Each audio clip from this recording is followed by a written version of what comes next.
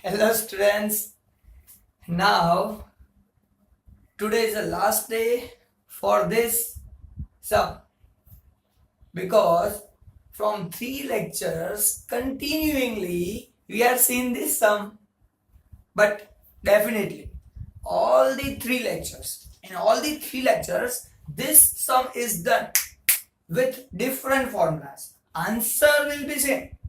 Answer was same there, but different formula is used to solve this sum. So that's why today is the last day for this sum. And again, answer will be same. So up to the last lectures, what we have done, up to the last lectures, our question was find correlation coefficient by Karl Pearson's method. And in that Karl Pearson method, we can use any formula from these 3 formulas. Now from today's lecture, I am not explaining these 3 formulas. This is given only and only because you remember these formulas are used. That's why I have written here only, but not telling you about this formula. Now we are starting with the next step. We have already seen that by using first formula answer was 1. In second formula also answer 1. By using third formula answer 1. And 1 shows perfect positive correlation. Now today I explaining same sum with the diagram. Now today I am preparing diagram for that. Now in diagram, how we can prepare the diagram? That is our today's topic. So find correlation coefficient by scatter diagram method. That was the first method explained by me. And in that all the lectures explanation given, but how to prepare diagram, that explanation was not given. Now today we are really preparing diagram by using the real data. So now we are starting with the diagram. So everybody, you know, in diagram there is x-axis and y-axis. So first of all I am preparing x-axis and y-axis.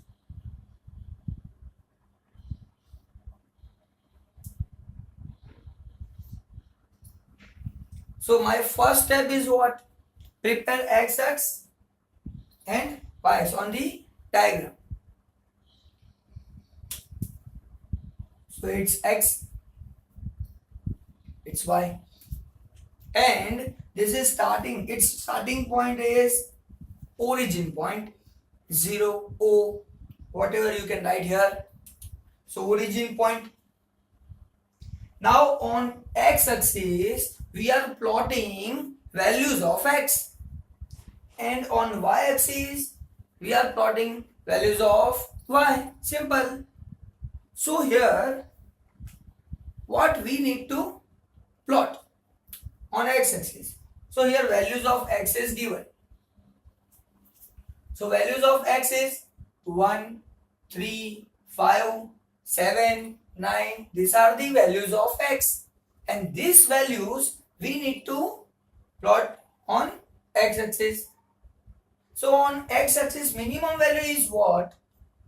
Minimum value is 1, and same way maximum value 9. So on this x-axis we have to make mark of 1 to 9 only. So approximately we can take here 1 scale mark, 1 scale for particular square. So here I starting with the 1 square is equal to 1 centimeter. So here 0, 1, 2, 3, 4, 5, 6, 7, 8 and 9. So we can take 1 scale for particular square. You can take here 2 scale for particular square as per the instruction given here. How much long you have to go? So minimum value is 1, maximum value is 9. So I have to go up to 9. That's why 1 scale is okay for this particular x-axis. Now check y-axis. So for y-axis, again see values of y. Now on y-axis, minimum value is what? Minimum value is 2. Maximum value is what? Maximum value is 10. So minimum 2, maximum 10. So I have to see starting with 0. So again I have to go up to 10. So again I can take 1 square is equal to 1 scale. So here also I can take 1, 2, 3, 4,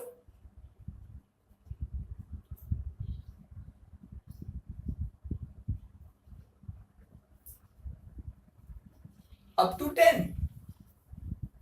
So I have to write up to 10. Why? Because I have to cover all the digits, all the variables on the graph paper. So minimum value should be covered 2 and maximum value should be covered 10. So minimum 2 and maximum 10 can be covered on y-axis. Same way on x-axis, we have to cover up to 9. So this is the first decide what scale you need to take here. Here 1 scale is okay, that's why I have prepared with the 1 scale, 1 square. Now plot the numbers on particular graph paper. So now see very carefully, understand it, otherwise problem may be arise to you.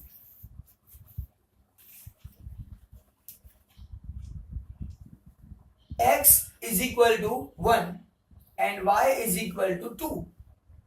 So on x-axis we are seeing on 1 because on x-axis one variable is the value of variable is 1 and on y-axis value of variable is 2. So on y-axis value of variable is 2. So I have to plot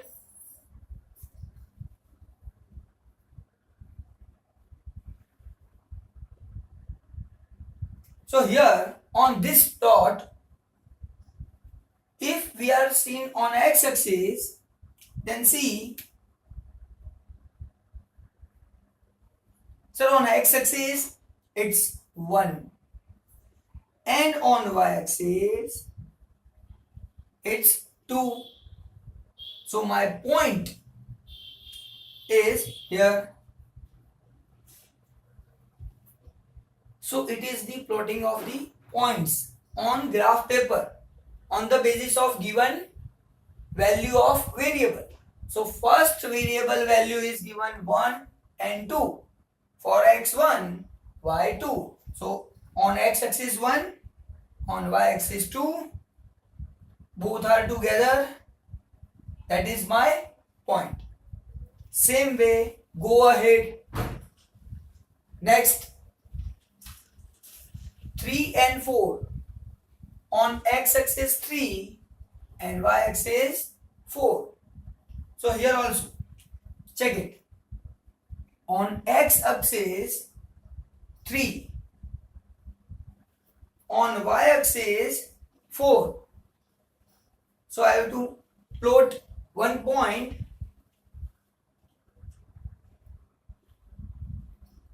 here, because if we can see here on x axis 3 and on y axis 4, and both the points together on this point. So I have to plot point on this place. So one point is there. So again on this point, what is the situation? On x axis 3 and y axis 4 is given. So here I can write x3 and y4. Same way I can write here 1 on x axis 1, on y axis 2. Now go ahead again. Next point. For third. So here third variable 5 and 6 is given. So on x axis 5, on y axis 6. So again here x axis 5 and on y axis 6, and both are together on this point.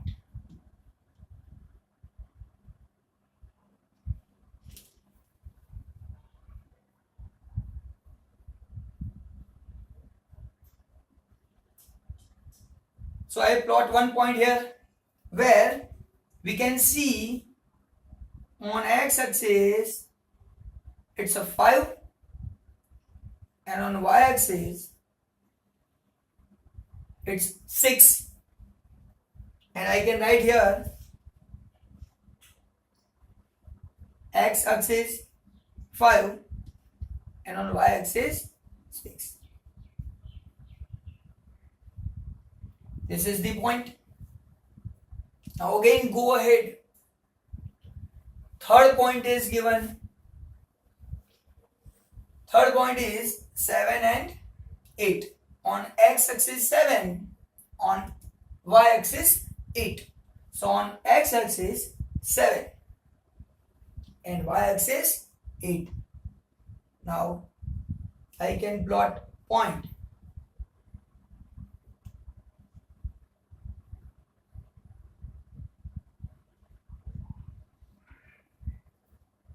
Now we can see here also. On x axis 7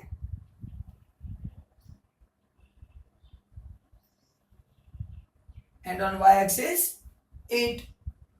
One point is there.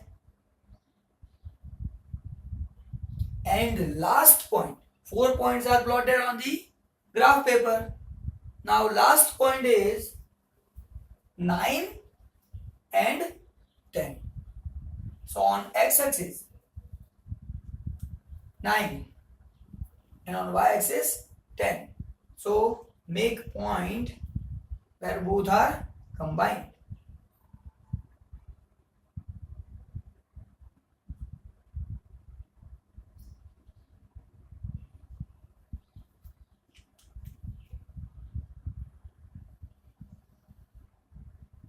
Nine,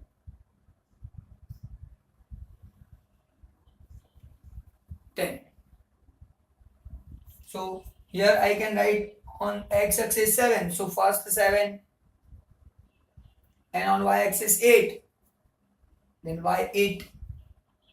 Same way 9.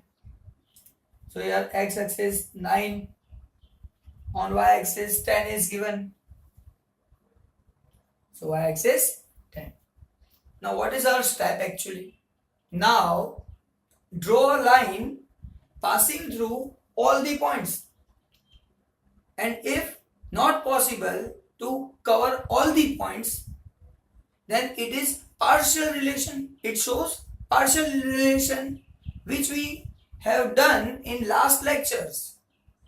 Now first of all we are trying to join and covering all the points in one line. Now join all the points. Join all the points.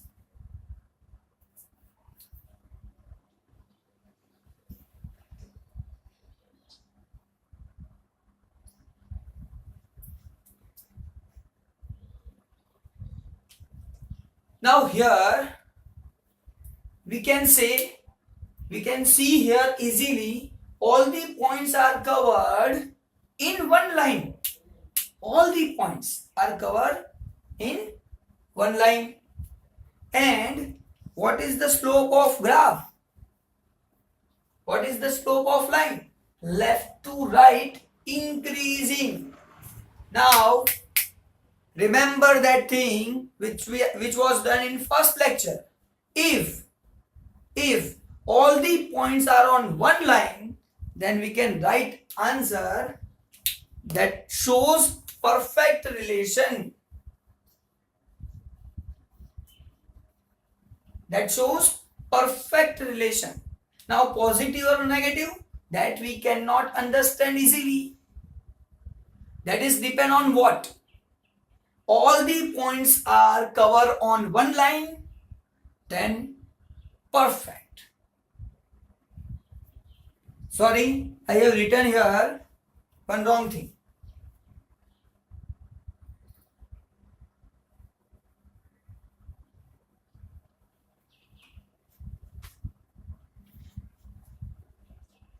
Again I repeat.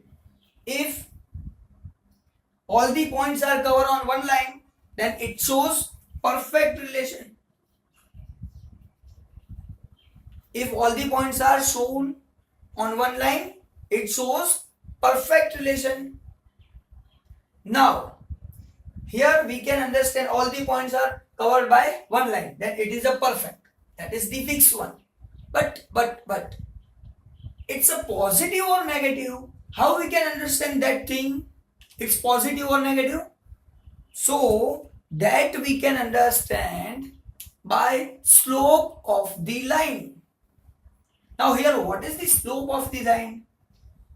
From left to right, increasing slope. And increasing slope means positive relation. So here, positive relation. So again I repeat, if all the points are on one line, then perfect relation shows. And if slope of the line left to right increasing, then positive relation. So here by diagram we can say it shows perfect positive correlation between two variables x and y. And all of you know, if perfect positive correlation is there, it means r is equal to plus 1. So today I have proved one thing. And if you have seen my 3 lectures also, then total 4 lectures, this last 4 lectures, we can say that sum same.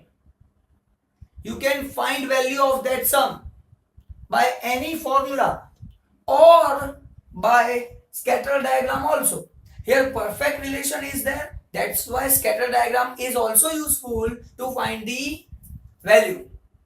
If there is the partial relation, if it shows partial relation, then perfect value cannot be found by diagram. Here answer is 1. Perfect positive correlation shows by all the 3 formulas. That's why if we are preparing its diagram, then our answer also same, r is equal to 1.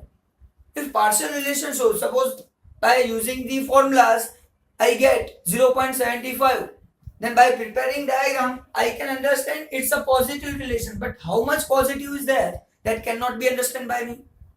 I can say positive, nearer, partial relation, but perfect is not there. That's why I cannot confirm that value of that is 0.75, 0.79, 0.78. What I cannot understand.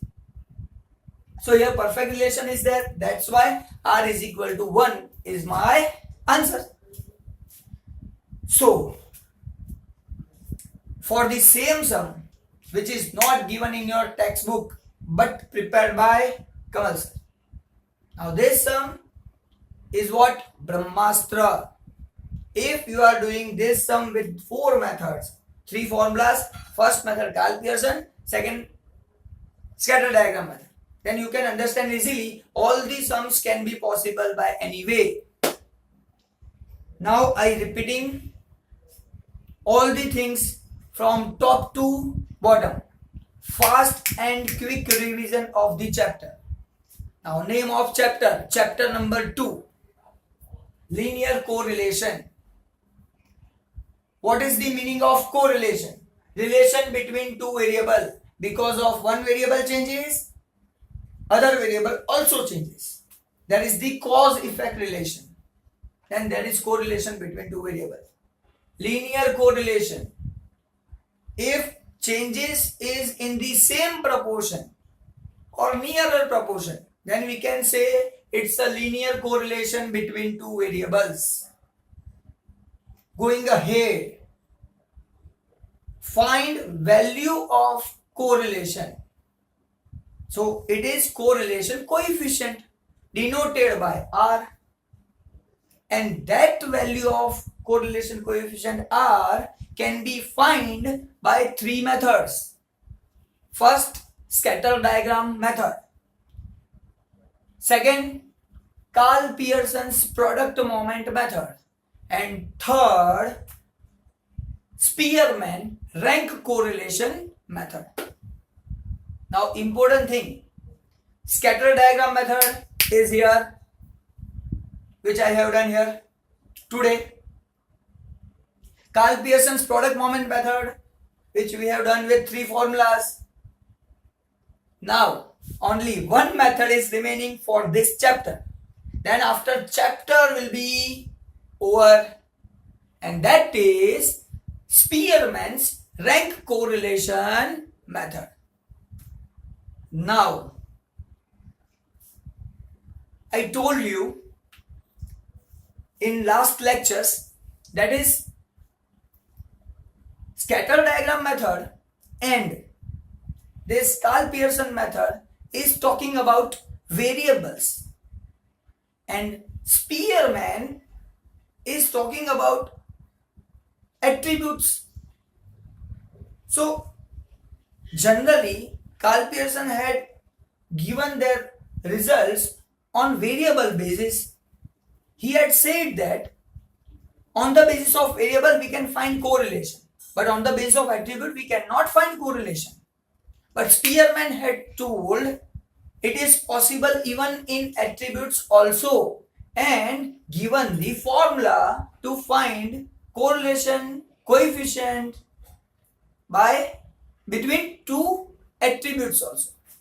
Now today I give you only and only formula of Spearman correlation, because in next lecture we are starting with Spearman correlation method, which is based on what? Attributes only. It is not based on variables. So today I give you the formula. Next time you have to prepare that formula and come back with the preparation of formula. Now I start with the formula of Spearman correlation.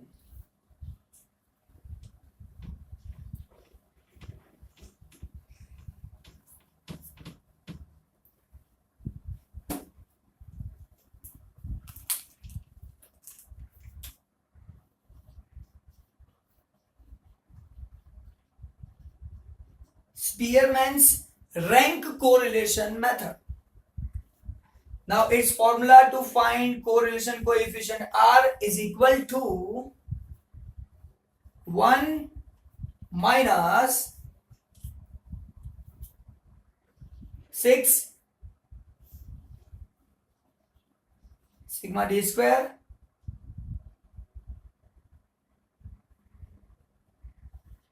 upon